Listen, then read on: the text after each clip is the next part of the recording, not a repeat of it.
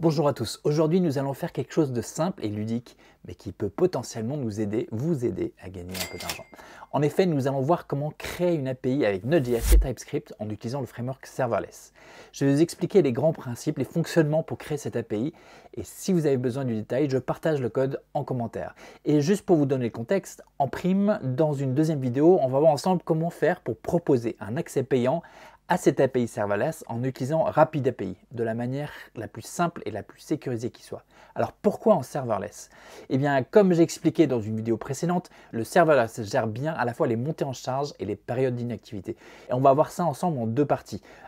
Tout d'abord, on va voir comment initialiser le projet et comment comprendre la structure du projet serverless. Et 2, on va rajouter la fonctionnalité à notre API en codant une nouvelle fonction lambda et on va voir comment tester ce qu'on a créé à la fois en local et en production. Alors sans plus attendre, première partie, commençons donc par créer le projet pour notre API. Tout d'abord, je suppose que vous avez déjà Node.js et NPM installés et que vous avez déjà un compte chez AWS. Si ce n'est pas le cas, n'hésitez pas à mettre en pause la vidéo et à revenir quand c'est fait. La première chose, c'est donc d'installer l'utilitaire serverless si ce n'est pas encore le cas. Pour ça, on tape npm install-g serverless. Et c'est parti, ça va prendre un peu de temps, alors on va accélérer le temps. Voilà, à présent, on va utiliser un template pour créer le socle de notre API, un template fourni par serverless. Et du coup, on va taper sls create-template aws-node.js-typescript-path et là on complète avec le nom du dossier et donc du projet. J'ai appelé le mien SLS API. Et c'est reparti pour un temps d'installation. Ce template va nous donner une base solide pour commencer notre API et comme vous allez voir, il y a déjà une bonne partie du travail qui est fournie. On rentre donc dans le dossier qu'on a créé, donc dans mon cas c'est cd SLS API, vous rentrez le nom que vous voulez et comme souvent on termine l'installation avec un npmi ou si vous utilisez Yarn comme moi il suffit de taper Yarn. À présent faisons le tour du projet. Maintenant que l'installation est faite, on va lancer Visual Code ici pour voir le projet en tapant code. Et ça va ouvrir Visual Studio Code. Et si on ouvre le readme du projet, on nous décrit le template et notamment ce qui est très sympa, il y a une description de la structure du projet en détail. La façon dont ça marche, c'est que le framework va faire appel à une fonction ou handler en entrée en fonction des URL, des routes qu'on appelle. Ici, comme vous pouvez voir, on a pour le moment une seule fonction qui s'appelle hello et qui est évidemment un hello world. Et le readme indique comment tester les fonctions qu'on a créées en local, ce qui peut être très intéressant, enfin utile surtout. Et ici, on va lancer la commande pour ma part en utilisant yarn. Si on regarde la commande en détail, on voit que le yarn déclenche serverless en local avec la fonction hello et surtout il passe en paramètre un JSON de test, le mock. Et on va copier-coller ça, on va l'exécuter. Voilà.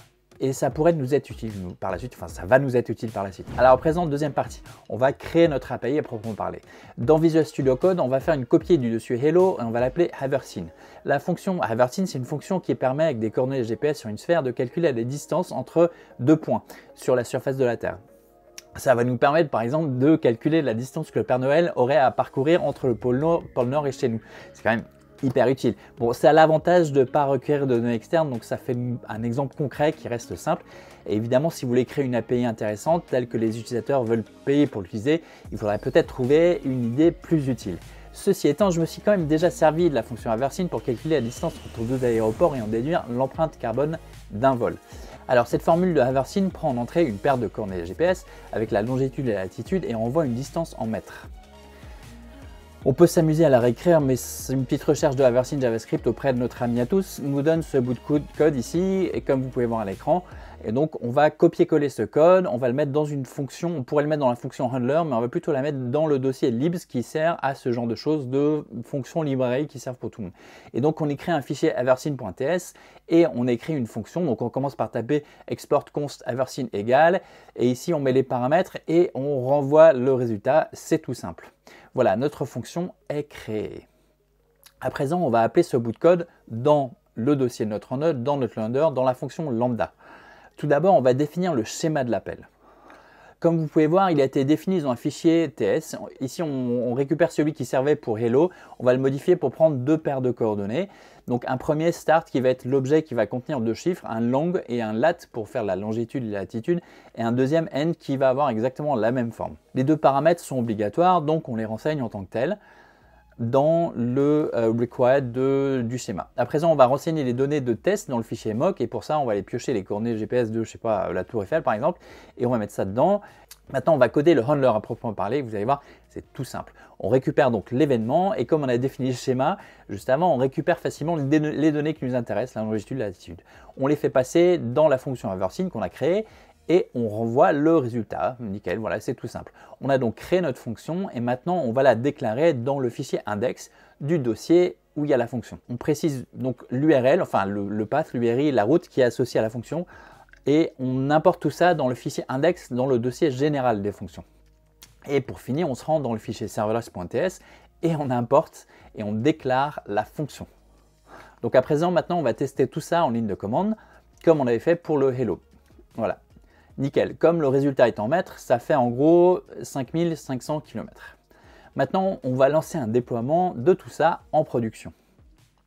Mais avant de faire ça, on va se donner les moyens de tester que l'API marche. Pour ça, on va utiliser l'extension REST Client de Visual Studio Code.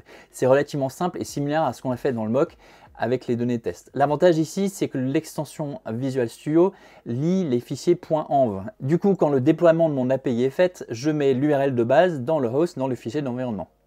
On voit ici les deux appels que j'ai créés dans un fichier HTTP, le Hello World et le Aversine. Alors c'est important ici de préciser dans le header le format de communication qu'on utilise, ça c'est nécessaire pour AWS, avec le content type. Ici on envoie du JSON. On teste le Hello, on teste le Aversine et hop, à chaque fois on a un retour qui va bien.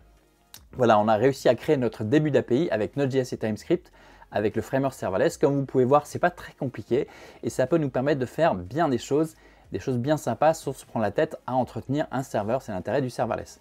Et ça c'est pratique quand on veut proposer un accès payant à une API et c'est ce qu'on va voir dans la prochaine vidéo. Alors c'est à vous de jouer à présent, il ne vous reste plus qu'à créer ce que vous avez envie de faire ou sinon vous pouvez aussi liker cette vidéo et voire même vous abonner.